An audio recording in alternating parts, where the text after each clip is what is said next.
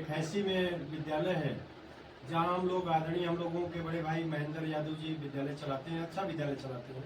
आपका काफ़ी क्षेत्र में बच्चों का एक रुझान है, पब्लिक में आपका भी एक स्थान है। हम उनके विद्यालय पर आज हम लोग बैठे हैं। हमारे बगल में आप देख रहे होंगे हम लोगों के साथी शिक्षक नेता डॉक्टर कृष्ण मोहन यादव जी बगल में बैठे हैं और उनके बगल में हमारे महेंद्र भाई जो महेंद्र यादव जी हैं जो हैसी विद्यालय चलाते हैं, आप उनके साथ बैठे हैं। हमारे दाहिने तरफ ये सदानंद जी शर्मा जो बैठे हैं, जो बलिया के आप निवासी हैं, आप भी एक शिक्षक हैं। हम सब साथी आज यहाँ बैठे हैं और इस पे चर्चा हो रही है। हम सब लोग घूम घूम के कुछ चर्चाएं हो रही हैं जो विद्यालयों की दशा क्या है पूरे प्रदेश में। आप सब लोग जो जानना चाहते हैं, जो देखना चाहते हैं, जिनको आनंद है। अब महेंद्र भाई आप बैठे हैं, सवाल आपसे शुरू करता हूँ।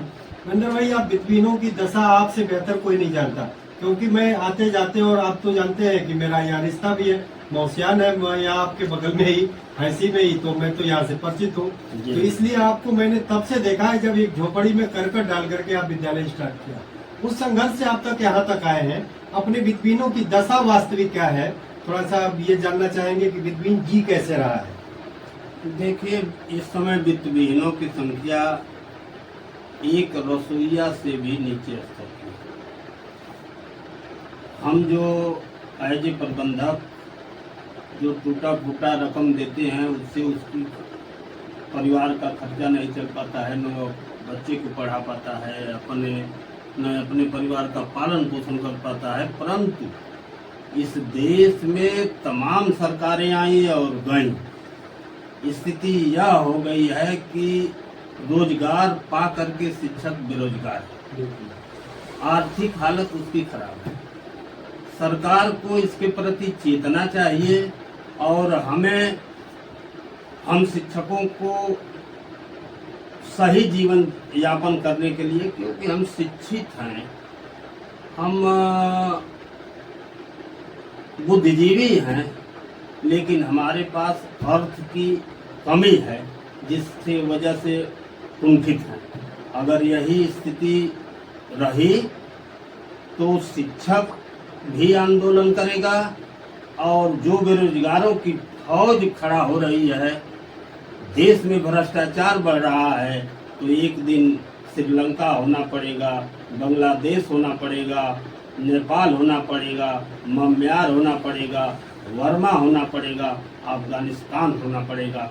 सरकार को मैं अपने तरफ से यह कहना चाहता हूं कि यथाशीघ्र वित्तविहीन शिक्षकों के साथ साथ नौजवानों पर ध्यान दे, सबको रोजगार दे। महेंद्र भाई, अभी आपने कहा कि सरकार को ध्यान दे। संयोग से हम सबके विद्यालयों के मसीहा आदरणीय लाल बिहारी यादव जी आपके यहाँ से एमएलसी भी हैं और प्रतिपक्ष के हमारे समाजवादी पार्टी के नेता भी हैं सदन में, और हमारे एक बड़े दल से संबंधित है। आप हम सबके प्रिय हैं यहाँ के। आपने 5.5 साल तक जो आपके क्षेत्र से ही है, आपने काम उनका देखा है, किया है। क्या हम विद्यालयों की लड़ाई वो लड़ पा रहे हैं या नहीं लड़ पा रहे हैं, या हम लोगों के लिए अच्छा कर रहे हैं? आपका क्या विचार है इसमें? नहीं लड़ पाएंगे। इसलिए नहीं लड़ पाएंगे कि वो एक जातिवादी भावना से ग्रसित हैं और जातिवाद का वोट लेकर के एमएलसी बने हैं। तो उनके अंदर जो भावना है कि हमें तो अमुक दल से आएंगे और हमारे समाज के लोग हमें वोट दे देंगे, एमएलसी बन जाएंगे, कभी भी किसी भी वित्तविहीन शिक्षक के प्रति नहीं सोचेंगे। भाई साहब, आपने हम लोग तो कभी शिक्षक को इस जातिवाद होता ही नहीं है ना, जातिवाद विचारधारा रखता है, लेकिन आपने जब छेड़ दिया कि एक अपने जाति का बिरादरी का वोट लेकर के वो जो उनकी मंशा है, क्या आप लोग यादव समाज से ही है? जो कि हम लोग इस विचारधारा को नहीं मानते, ये उचित भी नहीं है, शिक्षक समाज इसको नहीं मानता, लेकिन जब आपने छेड़ा है तो क्या पूरे जनपद में या दूसरे जनपदों में आप लोग खुद ही आप लोगों का अगर जाति के आधार पर ही मान लिया जाए, तो क्या उन्होंने आज तक कुछ आपके लिए स्पेशल कोई व्यवस्था किया? कुछ नहीं। ये किसी शिक्षक के साथ अपने जाति का हो या गैर जाति का हो, उसके लिए कोई व्यवस्था नहीं करेंगे। बस इनके अंदर एक भावना जगी हुई है कि हमें अमुक जाति के अमुक पार्टी से आएंगे और चुनाव जीत जाएंगे, जबकि शिक्षक, चिकित्सक, जजें, एडवोकेटें के अंदर जातिवादी भावना नहीं होनी चाहिए। अगर जिसके अंदर जातिवादी भावना है तो वह ना तो शिक्षक है, न तो डॉक्टर है, न तो वो जज है और न तो वकील है। बिल्कुल। अभी हमारे बगल में हम लोगों के नेता, शिक्षक नेता डॉक्टर कृष्ण मोहन यादव जी आपके बीच हैं।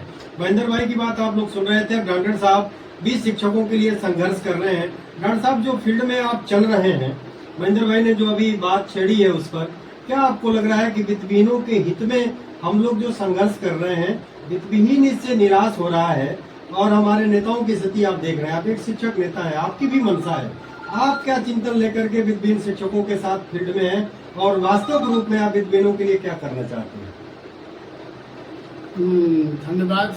सबसे पहले तो इस चैनल से जुड़े हुए सभी शिक्षक साथियों को मैं अपनी तरफ से सादर प्रणाम करता हूँ और ये बताना चाहता हूँ कि हमारे जो वित्तविहीन शिक्षक हैं, जिस पीड़ा के साथ, जिस संघर्ष में 1986 से अभी तक चलते आ रहे हैं, उस समस्या का तो समाधान अभी तक नहीं हो पाया है। जो आज हमारे सदन में शिक्षक नेता गए हुए हैं, पहले ये कहा जाता था कि हमारी सदन में सहभागिता नहीं है, इसलिए हमारी बात नहीं सुनी जा रही है।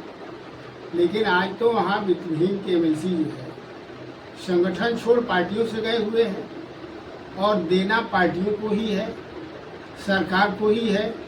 लेकिन वहाँ जाने के बाद ये शिक्षक जो है, पार्टियों में जो शिक्षक नेता हैं, विधान परिषद सदस्य हैं, वो बंट गए हैं।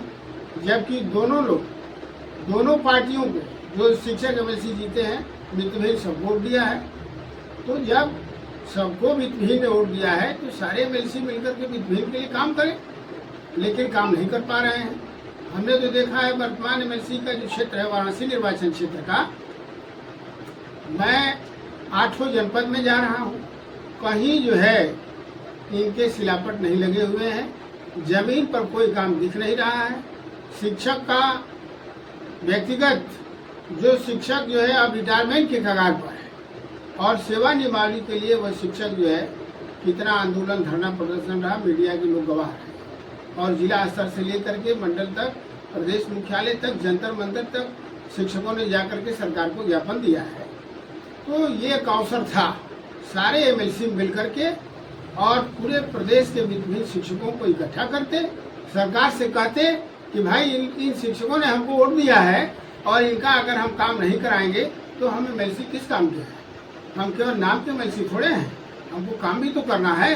और जिसने हमको जिस उद्देश्य के लिए, जिस मंशा के साथ वोट किया है, अगर उसके साथ न्याय नहीं होगा तो निश्चित रूप से जो भी एमएलसी यहाँ से जीत करके गए हैं तो उसका खामियाजा उनको भुगतना है। और आज जिस दुर्दशा से वित्तविहीन शिक्षक जी रहा है, उनके जो माँ बाप हैं, उनका जो परिवार है, उनके बीवी बच्चे हैं, उनके जाने के बाद, उनके इस दुनिया से चले जाने के बाद उनका एक सहारा छीन जा रहा है। अरे उनकी जमीन कहाँ है जो इनका वोट लेकर के और खुद जो है मस्ती में चल रहे हैं? उनके न भूत की चिंता है, न भविष्य की चिंता है। आज हम लोग तो उस पीड़ा से ग्रसित हैं भाई। आज वो आए, अपना दिल बड़ा करें, हम लोग जो है उनके साथ खड़े हैं। सारे शिक्षकों को इकट्ठा करें, शिक्षक पंचायत करें, सरकार के सामने सवाल रखें कि पहले इनके साथ न्याय हो, तो हम उनके साथ खड़े रहेंगे। तो मुझे जो दिखाई दे रहा है, आज शिक्षक का भविष्य बहुत अंधकारमय है। संगठन अगर खड़ा नहीं होगा तो निश्चित रूप से जो आज पार्टी और संगठन से मिल करके जो खेल चल रहा है, शिक्षकों के साथ भेदभाव की स्थिति बनी हुई है, निश्चित रूप से आने वाले समय में इनके साथ और स्थितियाँ जो है नीचे जाएंगी और ये शिक्षक परेशान होंगे। ये किसी तरह से संगठन से जुड़ करके शिक्षक अपना न्याय पा सकते हैं।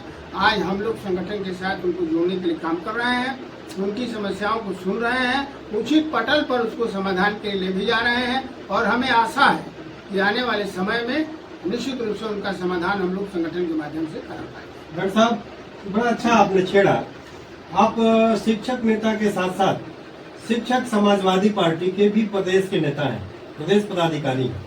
आपने भी कहा सिलापट नहीं लगा है और समाजवादी पार्टी के हमारे ये प्रतिपक्ष के नेता हैं, तो सिलापट नहीं लगा है, काम इनका देख रहे हैं, शिक्षकों के बीच इनकी पकड़ देख रहे हैं। अभी आपने कल देखा कि शिक्षकों से ही जो भविष्य इनका निर्धारण होना है, ऑनलाइन डाटा जाना है, जिससे वित्तविहीनों का एक उत्साह बढ़ा है। कैशलेस मेडिकल चाहे किसी सरकार ने भी दिया, वो हित में शिक्षक के लिए आया है। शिक्षकों के इसके विरोध में कल एक प्रदर्शन कराया गया है इनके द्वारा, माननीय के द्वारा।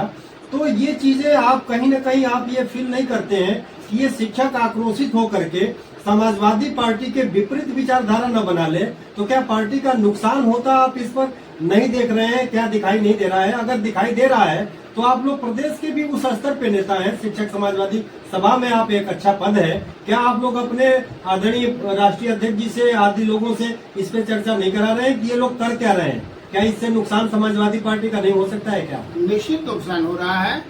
हमारे समाजवादी पार्टी का जो शिक्षक प्रकोष्ठ है और उस शिक्षक प्रकोष्ठ के आदरणीय प्रदेश अध्यक्ष जो है डॉक्टर SP सिंह पटेल जी, और उनके द्वारा जो समाजवादी पार्टी का जो संगठन चल रहा है शिक्षक प्रकोष्ठ, ये खुद जो है उस संगठन को नहीं मानते हैं और अपना एक निर्दलीय संगठन जो है जिसका रजिस्ट्रेशन भी आज तक नहीं है, जैसा कई संगठनों ने मांगा है, अभी तक तो हम लोगों को नहीं दिखाई दिया है, जैसे अभी चल रहा है। तो ये अलग से एक संगठन चल रहा है और उनके पार्टी के जो सक्रिय कार्यकर्ता हैं शिक्षक सभा से, उनसे कोई राय विचार विमर्श नहीं लिया जाता है। किसी भी जिला मुख्यालय पर जाते हैं, अपने बनाए हुए संगठन से बात करते हैं। समाजवादी पार्टी के किसी भी शिक्षक सभा के पदाधिकारी से आज तक जीतने के बाद कभी भी शिक्षक समस्याओं पर कोई समाधान नहीं किए हैं, न ही उनके रिकमेंडेशन पर कोई उचित रूप से उनकी मदद हुई है। चाहे जिलाध्यक्ष, किसी भी जिलाध्यक्ष आप मिल लीजिए, ये कहीं कोई इस तरह की बातें नहीं है। पार्टी को अंधेरे में रख करके ये पूरा काम चल रहा है। जिस दिन पार्टी को सच्चाई का पता चलेगा, निश्चित रूप से पार्टी उस पर अपना निर्णय लेगी, क्योंकि पार्टी का निर्णय सर्व समाज के लिए होता है और सर्व समाज के लिए होना चाहिए। इन्होंने उस तरह की स्थितियों में अपने आप को कभी खड़ा नहीं किया है। शिक्षक इसके लिए इनको कभी माफ नहीं करेगा। आप सब लोग देख रहे थे, हमारे सभी आदरणीय हैं यहाँ, और शिक्षक नेता से लेकर के प्रबंधक तक और शिक्षक तक पूरे प्रदेश की स्थिति को आप देख रहे हैं। मैं आपसे कहूंगा कि निर्णय आप करिए, फैसला आप करिएगा कि वास्तविकता क्या है, क्या करना है। शिक्षक साथियों को स्वयं अपना संघर्ष करना है, अपने रोटी और हक के लिए आगे बढ़ना है, या हम राजनेताओं के जो ये लोग चल रहे हैं, जो हमारी बात नहीं सुन रहे हैं, उनके हाथों की कठपुतली बन करके चलना है, उनका मोहरा बन करके चलना है? क्या करना है, फैसला आप करिएगा। जय हिंद, जय शिक्षक।